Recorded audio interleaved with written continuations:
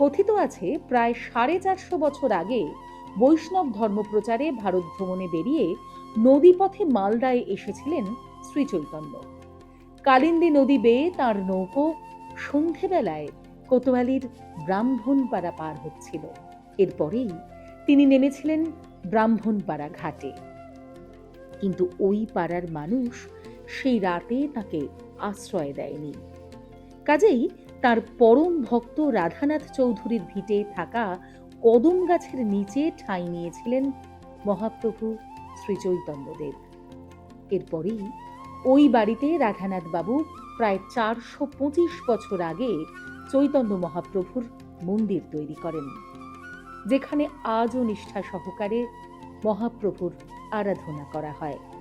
অন্যদিকে রাধানাথ চৌধুরীর পরম স্নেহের ভাগ্নে রঘুনন্দন সেন তখন হুমানের শ্রীখণ্ডে বসবাস করতেন। পরবর্তীতে রাধানাথ বাবু তাকে সপরিবার মালদহের কোতোয়ালিতে চলে আসার নির্দেশ দেন। এরপরেই সেখান থেকে চলে আসেন রঘুনন্দন বাবু।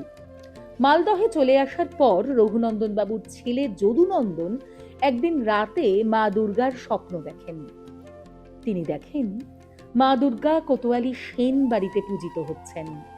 বাবাকে জানানোর পরেই সেই রাতেই রঘুনন্দন দেখেন তার স্বপ্নেও দেবী এসে বলছেন তাকে ছেড়ে দিয়ে সকলে চলে এসেছে মালদহ, সেখানে আর দেবীর পুজো হচ্ছে না, তাই এসে বলি প্রথা বন্ধ করে মালদহে পুজো করতে হবে।